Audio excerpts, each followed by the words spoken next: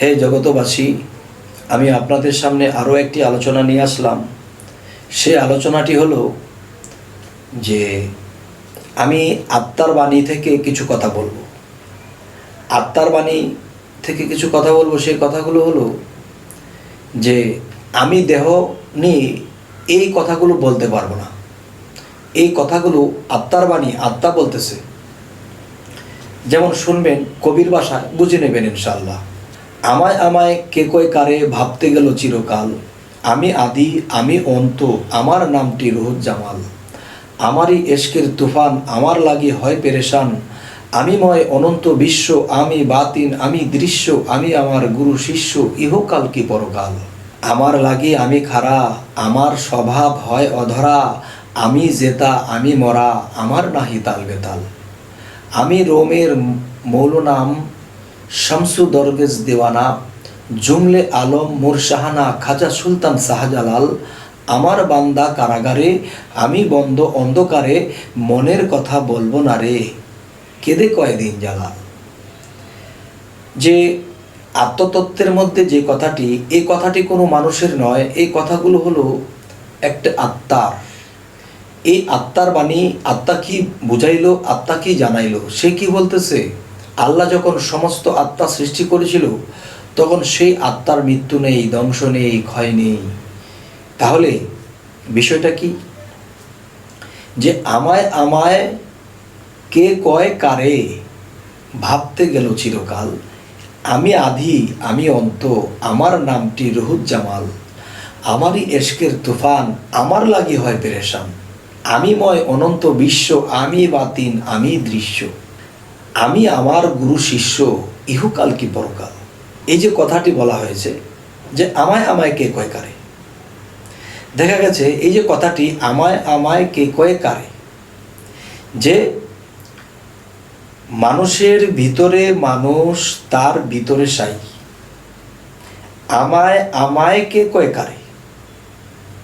আচ্ছা, এই পৃথিবীতে আমরা কিছু হলে আল্লাহর দোষ দেই, কিছু হইলে দুনিয়ার কাউকে দোষ দেই, কিন্তু দেখা যায় কারোই দোষ নেই।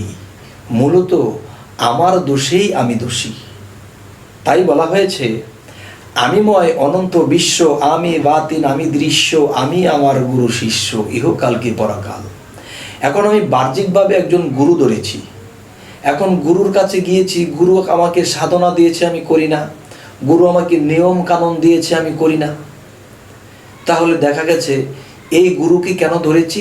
আমার দেহের ভিতরে আত্মরূপে যে একজন গুরু আছে, যিনি আমাকে পথ দেখাবে, সেই গুরুকে আমার থেকে উদ্ধার করার জন্য আমি সেই গুরুকে ধরেছি। আচ্ছা, এখন দেখা যায় আমি বাহ্যিক যে গুরু ধরেছি, এই গুরুর ধ্যান এবং বিভিন্ন সাধনা করতে করতে যখন সেই গুরুর রূপটা যখন আমার আত্মার সাথে মিশবে, তখন আমার ভিতরে যে একটা রূপ আছে এবং আমার গুরুর যে একটা রূপ আছে, দুইটি রূপ যখন মিশ্রিত হবে, তখন আরও একটি রূপ ধারণ করবে। এখন দেখা যায় আরও একটি রূপ যখন ধারণ করবে, তখন আমি তার স্টেটমেন্টে চলবো, তিনি আমার গুরুর মতো আমাকে সাজেশন দেবে। তো এখন দেখা যায় সেই সাজেশন মতো যে আমি চলবো, আমি তো সেই গুরুকে উদ্ধারই করতে পারিনি।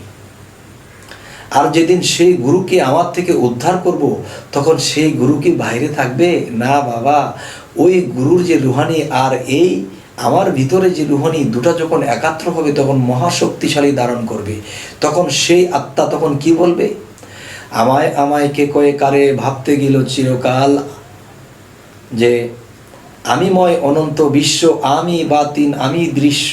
কারণ দৃশ্যমান যিনি গুরু, তাকে ধরেছি, তখন অদৃশ্যকে আমি বের করেছি। তখন দৃশ্য এবং অদৃশ্য মিলে একটা রূপ ধারণ করেছে, তখন সেই গুরু আমাকে পরিচালনা করবে।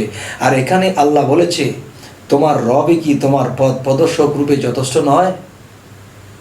তাহলে আমার রব আমার পথ প্রদর্শক রূপে যথেষ্ট। তবে সেই রবকে তো আমি এখনো উদ্ধার করে আমার কাছ থেকে তাকে বের করতে পারিনি, যিনি আমাকে চালাবেন। যে আমার মধ্যে তিনি লুকিয়ে আছে, আমি তাকে বের করতে পারতেছি না। তখন তিনি আমাকে কিভাবে স্টেটমেন্ট দেবে?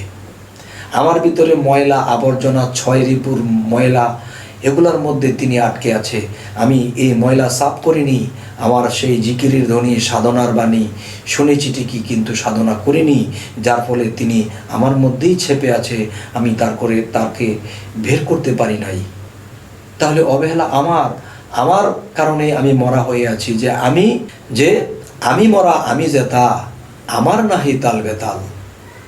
তাহলে আমি তো মরা হয়ে আছি, আমার মধ্যে সে জেতা যে লুকিয়ে আছে, আমি তাকে বের করিনি, যার ফলে অন্ধকারে দাবিত হয়ে আছে। তাই বলা হয়েছে আমি মরা, আমি জেতা, আমার নাহি তাল বেতাল। তাহলে আমিময় অনন্ত বিশ্ব, আমি আমার গুরু শিষ্য, ইহকাল কি পরকাল।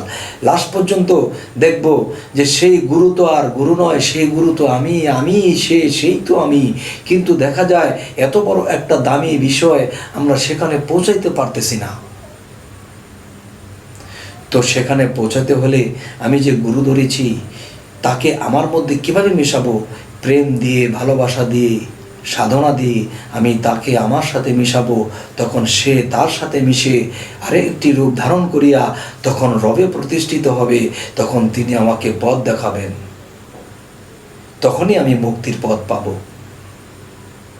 হে জগতবাসী, আজকে এই আলোচনাটি করার যে উদ্দেশ্য সেটি হলো, কোরআনে যে আল্লাহ বারবার বলেছে তোমার পথ প্রদর্শক রূপে তোমার রবে কি তোমার জন্য যথেষ্ট নয়?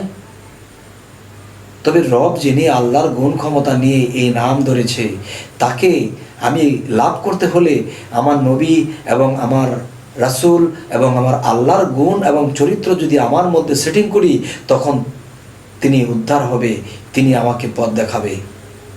এরপরে বলা হয়েছে যে আমার বান্দা কারাগারে, আমি বন্ধ অন্ধকারে, মনের কথা বলবো না রে, কেঁদে কয় দিন জালাল। যে আমার বান্দা কারাগারে, তার মানে জীবাত্মা কারাগারে বন্দী হয়ে এই বন্দী অবস্থায় সে লোভ লালসা করতেছে, দুনিয়ার ধন সম্পদ সমস্ত কিছুর লোভ লালসার মধ্যে সে ডুবে আছে।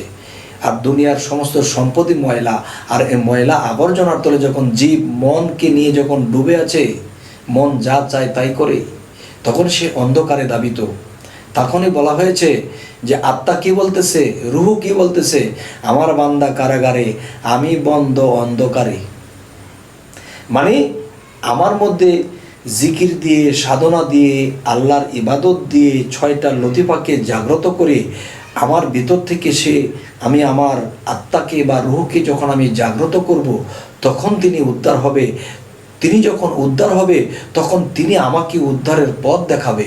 এখন আমি দুনিয়ার লোভ লালসায় বিভিন্ন খারাপে লিপ্ত হয়ে গেছি, আমি নিজেই বন্দী হয়ে আছি।